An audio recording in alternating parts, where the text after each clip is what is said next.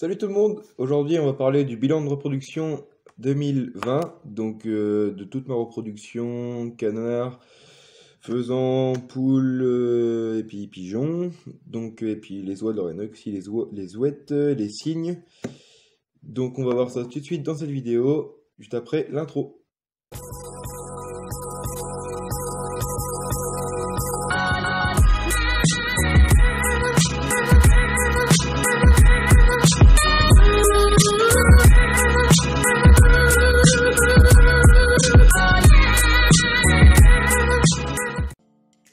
Donc voilà, on est maintenant arrivé à la fin de la reproduction, donc elle est terminée depuis à peu près un mois. Donc malgré que en ce moment j'ai ma canne barbarie qui recommence à repondre, donc on va les laisser couver cet hiver, donc on va essayer de faire des canetons cet hiver, même s'ils vont peut-être avoir un petit peu froid. Enfin bref, on va essayer de gérer, enfin je vais essayer de gérer ça au mieux. Donc on va commencer par par compter le nombre de soies, Brahma, Pékin, Java, Sebright, machin. Faire les taux de fécondité, donc tout est déjà calculé, tout ça, je vais juste vous dire par parquet, machin. Et puis mes intentions aussi de racheter des sujets, comment je veux dire, pour augmenter un petit peu mes parcs de reproduction, pour pouvoir sortir un peu plus de jeunes et pouvoir travailler à fond ma sélection et surtout acheter des beaux sujets en concours pour essayer de faire de la bonne qualité au maximum. Donc voilà, parce que plus on sort de sujets jeunes, donc forcément, plus on aura de chance d'avoir de meilleurs sujets et de mettre de côté les meilleurs sujets parmi beaucoup de jeunes. Je sais pas, par exemple, si je dis, admettons, je dis de demain, si je sortirai 1000 poussins, et bien sur les 1000 poussins, je vais peut-être en garder 10 qui vont être vraiment corrects et vraiment extraordinaires par rapport au standard de la race. Donc c'est pour ça qu'il est important de sortir beaucoup de poussins pour essayer de garder vraiment les meilleurs sujets, pour remettre en reproduction sur un autre éleveur après, pour changer de sang, pour éviter une consanguinité. Voilà. Donc on va commencer par les poules. Donc la reproduction s'est très bien passée cette année grâce à ma nouvelle couveuse, la Simuka 60. Donc je mettais 74 œufs de poules d'ornement dedans, donc en Brahma, Pékin, Java, Soie et Sebright. Donc franchement c'est super bien passé, j'ai pas eu du tout de problème comme l'année précédente avec la River, où j'avais des poussins qui mouraient avant de naître dans la coquille, ou certains qui étaient en train de naître mais il fallait les aider parce qu'il y a encore plein de sang et tout. Là franchement c'était vraiment top, donc je vous conseille la marque Simuka. Donc franchement moi personnellement c'était vraiment un changement, parce que du jour au lendemain, la première reproduction de l'année, j'étais pas habitué. Je suis passé je mettais 49 œufs dans la River, c'était une 49 places, l'AET 49, donc je mettais 49 œufs dedans et je sortais 3 ou 4 si j'avais de la chance en les aidant. Et que là, la première tournée que j'ai fait avec la Simuka, j'ai mis 25 œufs je crois, et j'en ai sorti 23, donc je me suis dit, ah oui, là c'était vraiment pas mal. Donc total des poussins cette année, donc poule 212, donc j'ai sorti 212 poussins cette année, donc j'en suis très fier. Donc c'est grâce à mes 5 parquets, hein, donc qui ont tous très bien marché cette année. Donc pour ce qui est des taux de fécondité, ou même pour les poules, elles ont super bien pondu. Donc sauf le parquet des Pékins où c'est pas top, puis après c'est pas trop grave si je voulais pas en sortir beaucoup. Et par la suite les Pékins, je voudrais racheter une poule frisée blanche en exposition pour pouvoir sortir du blanc lisse et du blanc frisé. Voilà. Donc on va commencer avec les poules de soie. Donc alors les poules de soie, j'ai 2 poules et un coq dans mon parquet de reproduction. Donc blanche, une poule barbue, le coq est barbu, et une autre poule qui est pas barbue. Donc j'ai sorti 58 petits poussins soie cette année, donc ce qui me faisait un taux de fécondité élevé qui s'élève à 62%. Donc je sais un peu faire mieux, mais bon, après on n'est pas en insémination artificielle non plus, on peut pas faire au-dessus de 81%. Enfin, on peut, mais je veux dire, c'est vraiment très rare. Après, sinon, il faut inséminer, quoi.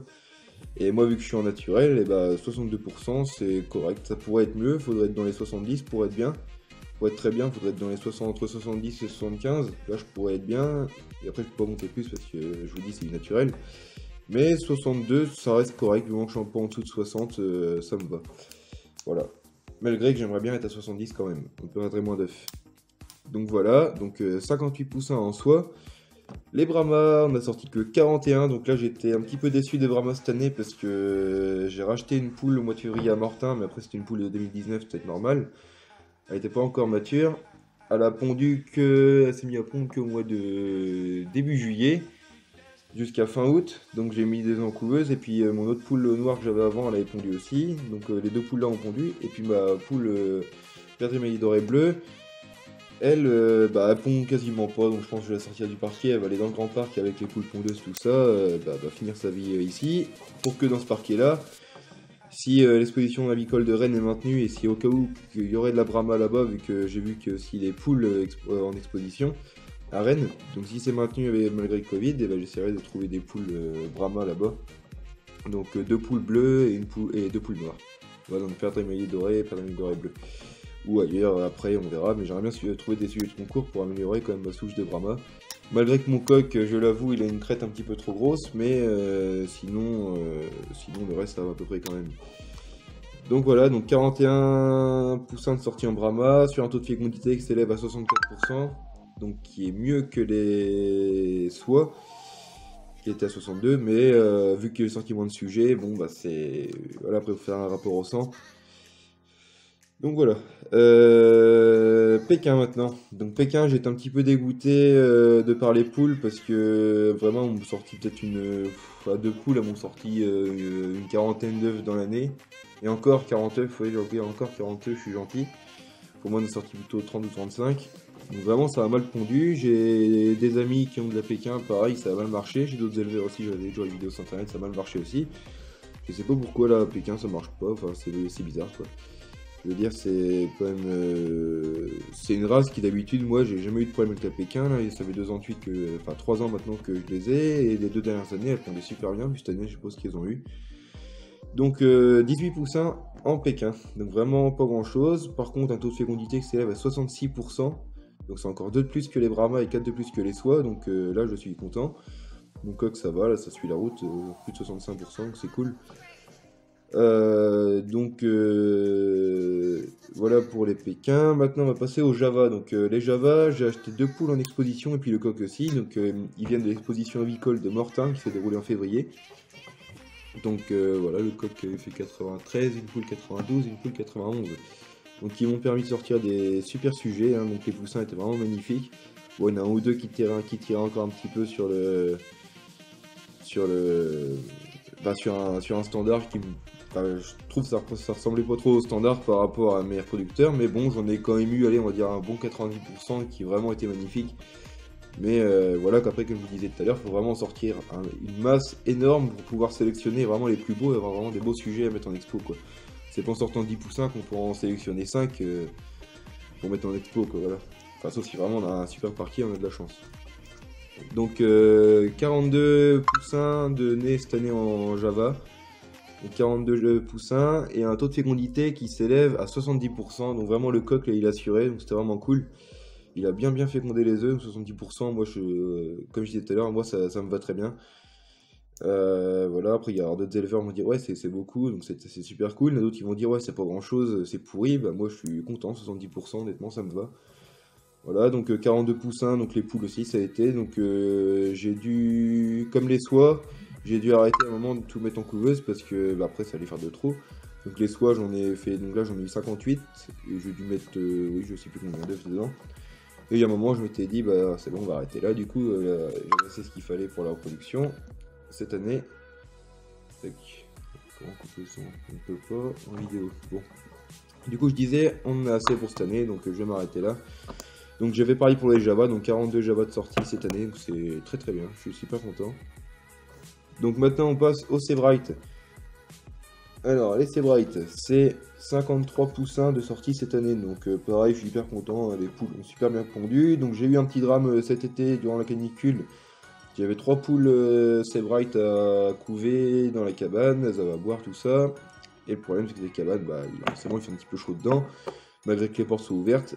Les poules sont pas sorties unies, sont restées jusqu'à la fin dessus pour couver leurs petits, qui étaient encore dans les œufs, qui n'étaient pas encore nés, pour couver leurs œufs. Et puis ça a fini que bah, j'en ai eu 3 à mourir sur le nid, quoi. Ils sont morts de la canicule, que c'est trop chaud. Donc c'est la première année que ça m'arrive de perdre des sujets à cause de la canicule. Donc maintenant je serai l'année prochaine, j'aurai pas de poules à couver pendant la canicule. Pourtant ça je m'en doutais un petit peu que ça pouvait arriver, mais bon je me suis dit vu qu'on ouvre mes parcs déjà ils sont un petit peu à l'ombre, ils sont un petit peu sous les parcs, enfin sous les arbres. Il y a à boire dedans, il y a. Enfin voilà, quand je veux dire, les conditions étaient quand même là, mais ils auraient dû faire quand même un petit peu trop chaud, puis ça restait toute la journée comme ça immobile, c'est sûr qu'il fait chaud au bout d'un moment quoi. Donc j'ai perdu 3 poules, c'est vrai, cet été, mais j'en avais 4, du coup l'autre a fini d'assurer la reproduction, donc j'en suis super content aussi. Donc 53 poussins de sortie, et là j'ai rajouté une poule argentée aussi.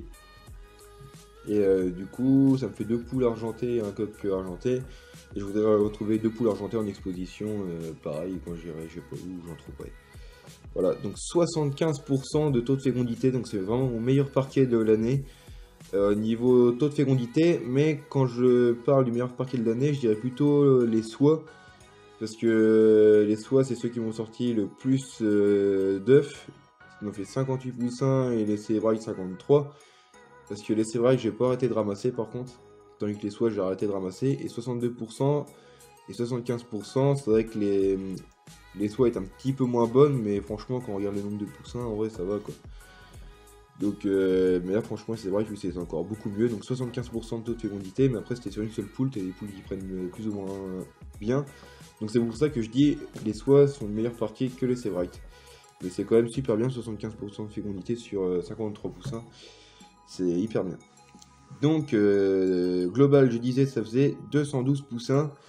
Et si je fais une moyenne globale sur les 5 races de mon taux de fécondité, ça me fait 67,4% de taux de fécondité. Donc j'aimerais bien monter à 70 en global. Donc il faudrait que, idéalement, les soies soient un petit peu meilleures l'année prochaine, les Brahmas aussi. Et les soies où j'ai été content cette année, c'est que, admettons, bah non, c'est même pas admettons, c'est que là j'ai sorti 58 soies. Sur les 58 soies, j'ai eu que 3 mâles. Donc d'après ce que j'ai regardé sur internet et d'après ce qu'on me dit, ça serait dans les gènes du père apparemment de sortir plus de femelles que de mâles. Donc voilà, donc j'ai l'impression que j'ai complètement l'inverse chez les Brahmas, parce que mon mâle, moi, il aura le gène de sortir que du gars, parce que je dois avoir 70% de mâles chez mes Brahmas, et puis 30% de femelles, donc c'est ça que ça m'embête un petit peu, donc j'espère qu'en ramenant un petit peu des femelles, je vais peut-être arriver à sortir un peu plus de poules que de mâles, parce que les coqs, ouais, c'est un petit peu chiant, quoi.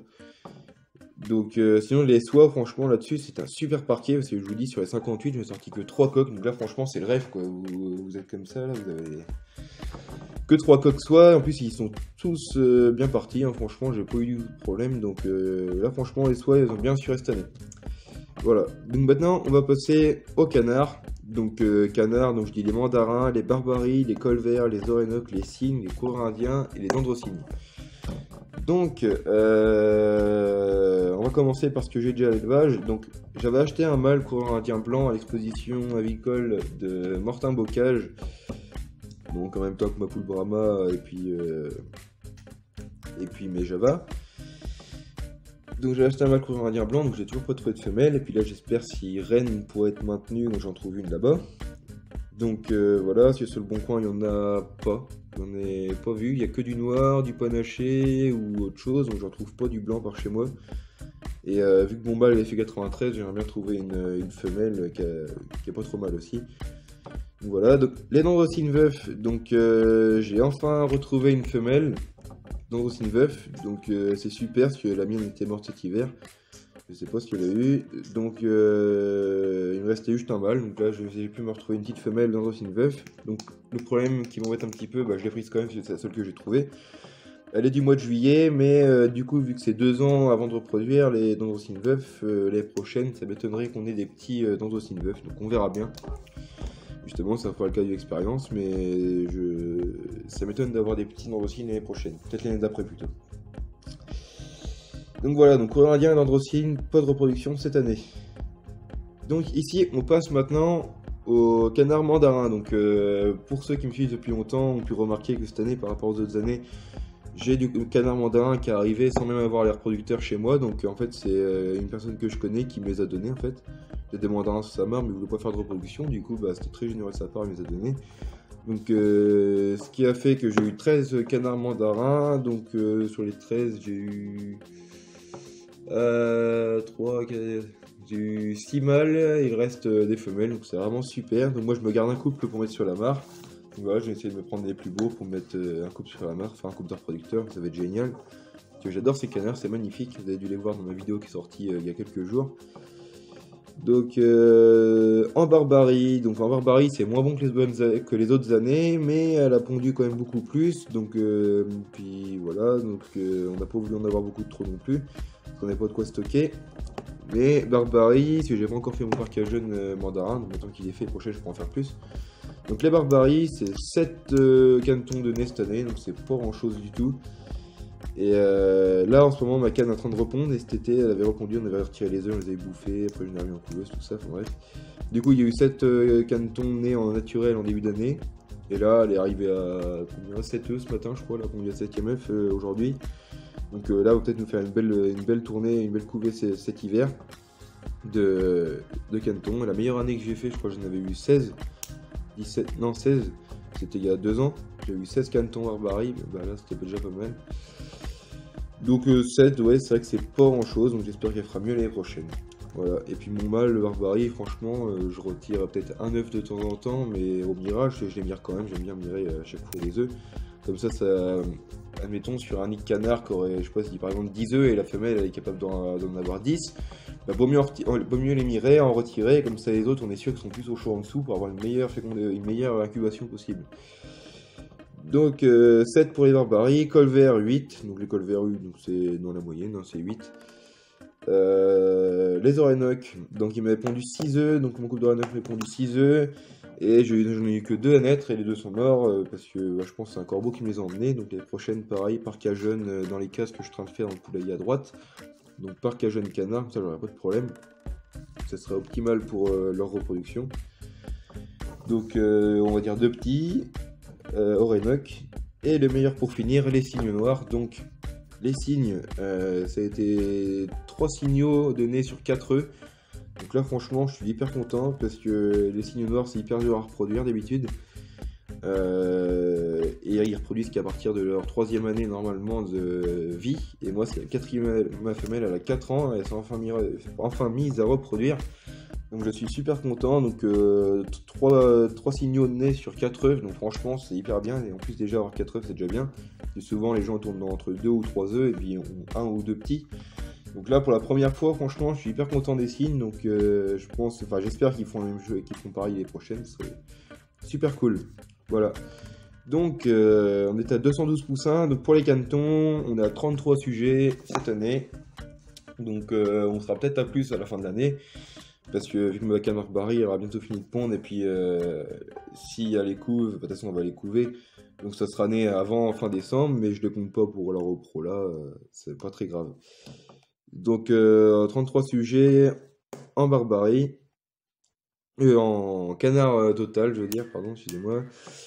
Canard total, 33 sujets, mandarin, barbarie, colvert, orénoque, cygne, et puis voilà. Parce que le coq indien dans aussi m'a dit qu'on n'avait pas. Donc voilà, donc les faisans dorés ont super bien pondu cette année, les faisans nous ont bien pondu. En fait, j'ai ramassé les œufs à chaque fois, donc ce qui faisait qu'ils repondaient à chaque fois. Et tous les œufs, on les a mangés. J'ai pas fait de reproduction cette année, j'en ai vendu 2-3.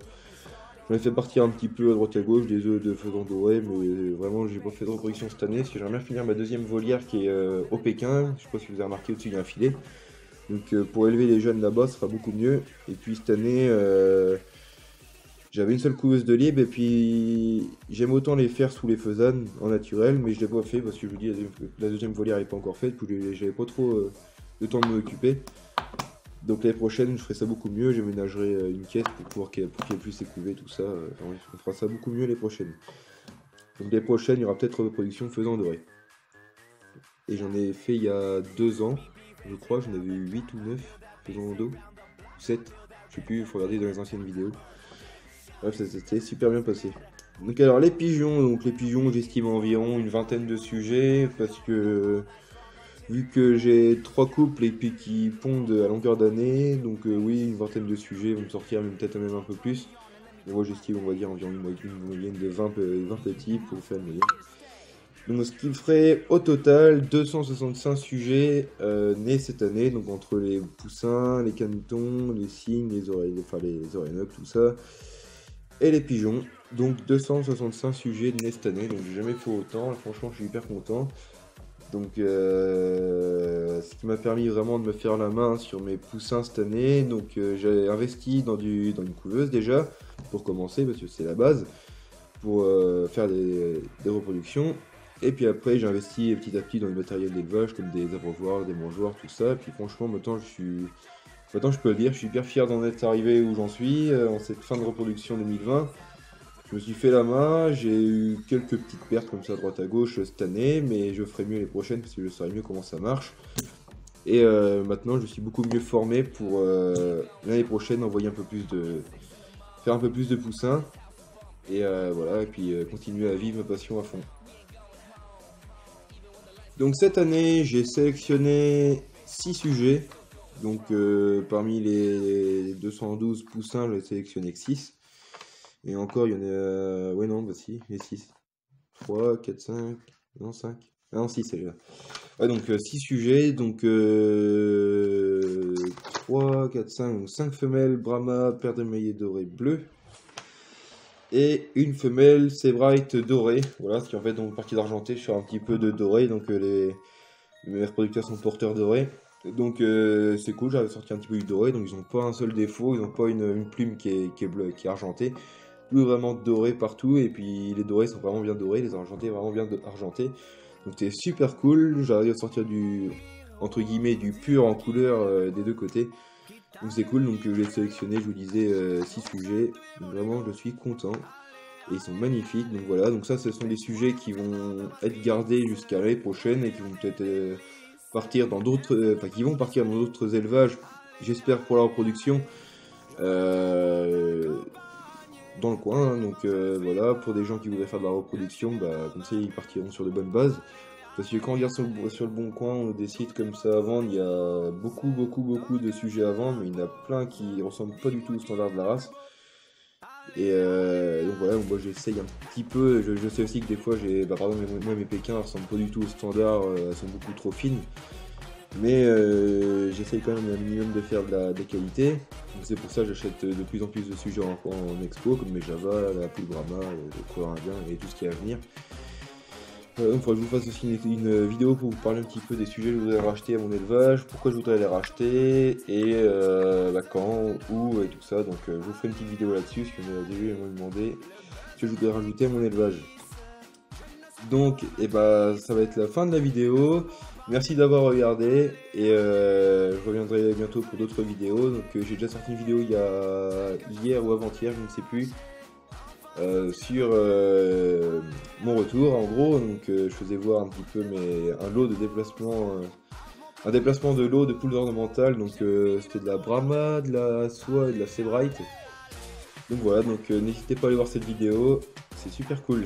Voilà, donc dans le nouveau parc à jeunes, dans le nouveau poulailler, donc franchement c'est top. Cette année aussi, donc en plus d'avoir investi une couveuse et puis le matériel d'élevage, j'ai fait j'ai fait 2 parcs à jeunes. Comme ça ils sont vraiment hyper bien dedans. Et comme ça les parcs sont plutôt grands, bah après ils sont grands, mais bon si on met beaucoup de sujets dedans ça va vite aussi l'herbe. Donc franchement j'essaye de faire des parcs le plus gros possible que je peux. Après il faut quand même que je laisse de l'herbe pour mes 2 chèvres. Mais sinon dans l'ensemble je pense que ça va à peu près quand même, quoi. Donc voilà, donc merci d'avoir regardé. On se tient au courant, on se voit bientôt dans une autre vidéo pour un autre sujet. N'hésitez pas à me dire en commentaire si vous avez des questions, ce que vous en pensez, ce que vous trouvez, surtout ce que vous pensez de mes taux de fécondité de cette année. Et si j'aurais des choses à améliorer, tout ça pour améliorer les taux de fécondité, n'hésitez pas à me le dire, ça aura 2-3 astuces. Et on se retrouve bientôt dans une nouvelle vidéo. Allez, merci d'avoir regardé, salut!